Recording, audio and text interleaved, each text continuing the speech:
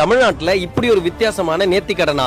லட்சக்கணக்கான தேங்காய்களை தேரோட்டத்தின் போது தேர்மேடையை நோக்கி சூறையடிக்கும் ஆயிரக்கணக்கான பக்தர்கள். சிவகங்கை மாவட்டம் மேலூர் அடுத்துள்ள சிங்கம்புணரி கிராமத்தில் அருள்பாலித்தோறும் சேவக பெருமாள் ஐயனார் ஆலயத்தில் வைகாசி தேரோட்டத்தின் போது தாங்க இந்த அதிர வைக்கும் காட்சி நடைபெறும். உடைந்த தேங்காயை வாருவதற்காகவே நூற்றுக்கணக்கான பக்தர்கள் வருவார்கள். தமிழ்நாட்டில் இப்படிப்பட்ட வேண்டுதல் நடக்கக்கூடிய ஒரே ஆலயங்க. உங்கள் மனதில் தீராத வினை நோய்கள், குடும்ப பிரச்சனை, திருமண பிரச்சனை எதுவாக இருந்தாலும் உங்களால் முடிந்த ஒரு தேங்காயோ இல்ல 11 தேங்காயோ நீங்க வாங்கி சூறையடித்தால் இந்த தேங்காய் உடைவது போல் உங்கள் பிரச்சனைகள் எல்லாம் உடைந்து நொறுங்கும். இப்படிப்பட்ட திருவிழா என்னைக்கு எப்பந்தானே பாக்குறீங்க?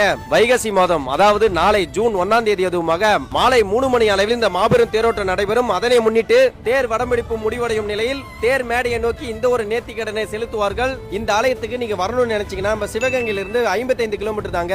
மதுரையிலிருந்து வரணும்னு நினைச்சீங்கன்னா 59 கிலோமீட்டருங்க. திண்டுக்கல்ல இருந்து வரீங்கன்னா 61 கிலோமீட்டருங்க. இதுவே நீங்க நம்ம விழுப்புரத்துல இருந்து வரீங்கன்னா 252 கிலோமீட்டருங்க. மறந்துடாதீங்க, நாளை மாலை 3 மணி அளவில் தேரோட்டங்க, 5 மணியில சூறை விடும் காட்சிங்க. நான் வரப்போறேன். நீங்க யாரெல்லாம் வரப்போறீங்கன்றத கீழே கமெண்ட்ல சொல்லுங்க மக்களே.